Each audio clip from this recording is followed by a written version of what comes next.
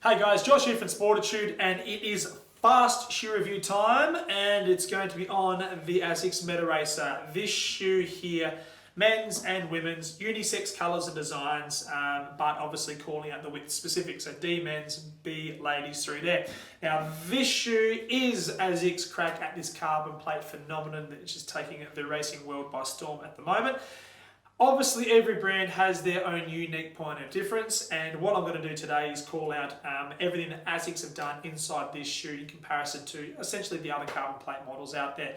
And let's see if it could be a shoe that you could be adding to your race day collection. So, without further ado, let's get stuck in. Like all my shoe reviews, what we'll do is we talk all things outsole, touch on the midsole, and discuss the upper, and give you all of the insights that you need at home to potentially make a purchase on this little guy and add it to your race day collection. So what ASICS have done, first thing first, is with the outsole, they've got their AHAR rubber. Now, that rubber is usually placed in high impact areas with all of their mileage running shoes. And what they specifically do is more often they'll place it in the heel of the shoe and then maybe come up to the midfoot if you're talking about a traditional mileage shoe. Now this is a race day shoe. What we're going to be talking about is the runner that's up on that forefoot for an entry point, potentially coming back to maybe midfoot a little bit as well. So therefore you can see from this little flex groove here right through to this little flex groove in the forefoot, that is AHAR rubber. It is very durable, okay? It's designed to wear very, very well on those high abrasive surfaces like obviously your bitumen and road surfaces, which is what this shoe is going to be tackling. Now, the reason it is hard wearing is purely and simply because it's got to protect the asset of this shoe. And the asset is the midsole. And the reason being is ASICS have introduced their carbon plate into this shoe. It is not like the other carbon plates on the market in the sense that it's heel to forefoot, like full-length carbon plates from your Nike, Brooks, New Balance and Sauconys of the world. It is a 3/4 carbon plate. So what that essentially means is, from where my finger sits here to where my finger sits through there roughly, the carbon plate plays in that area through there. And it does come dip down to the forefoot, so it's a little bit closer to the ground. So ASICS have done that purely and simply, potentially to reduce the weight, but really targeting that forefoot to midfoot runner. Now, early feedback is from athletes using this shoe, and myself included, on a couple of tempo runs in this shoe just to see what it's all about. It is by no means the most cushioned carbon plate shoe that's on offer right now. If you are thinking about this shoe and you want a cushioned carbon plate shoe, I would say maybe do not consider this little guy here. However, if you're the runner out there that has enjoyed the feeling of a traditional racing flat, what I mean by that is that really responsive feel underneath the foot, but you're just lacking that propulsive feel, this would be one you could certainly consider. The foam itself, being flight foam, it does have an element of impact by all means. It's got some cushioning underneath your foot, but it's not as soft as your ZoomX foams from Nike, your foam from your Fuel Cell TC from New Balance, and the Endorphin Pro out there from Saucony. They're a little bit softer underneath the foot.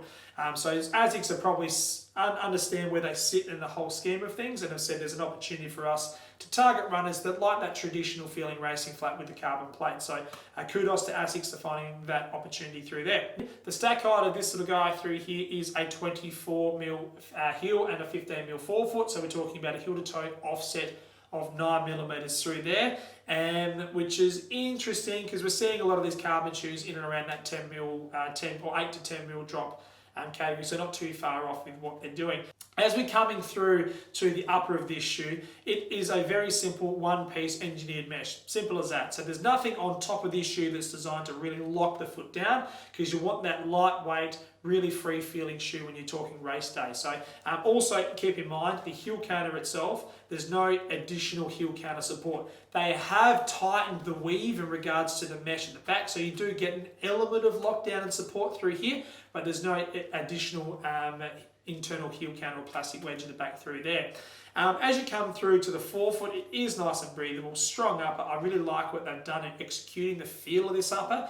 I think it complements what the shoe is all about underneath. So it is a very responsive shoe, and so you do get an element of support up top without the sort of additional weight and overlays, which sometimes we've seen in the past with brands doing to lock that foot down. In terms of the widths, we're talking D men's and B ladies.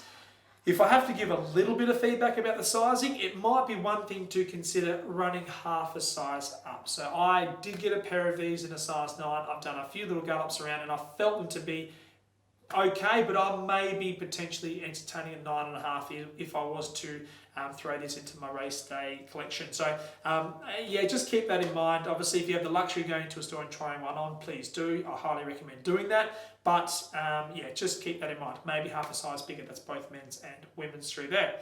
As we touched on before, just want to make sure that you're aware of this. It is not a full-length carbon plate. It is a 3/4 carbon plate. So really looking at that forefoot to midfoot runner. If you're a heel striker in this, we think there might be a bit too much of a disconnect between your impact area and your midfoot transition in regards to where that carbon plate starts and where it finishes. So if you're a heel striker, I'd certainly maybe push this one to the side. And there are some other shoes out there on the market that you could be considering for race day. So yep, forefoot runners, midfoot runners, wanting that nice, responsive, familiar racing flat feel with that carbon plate propulsion. This is a shoe you could consider for sure. Rightio guys, if you haven't subscribed to our channel, please hit the red button down below. If you've got any questions about the MetaRacer, drop it in the comments field below. If you've been lucky enough to run in a pair, please let us know what your thoughts are. Until next time, happy running, hopefully races around the corner, and we will see you soon. Take care.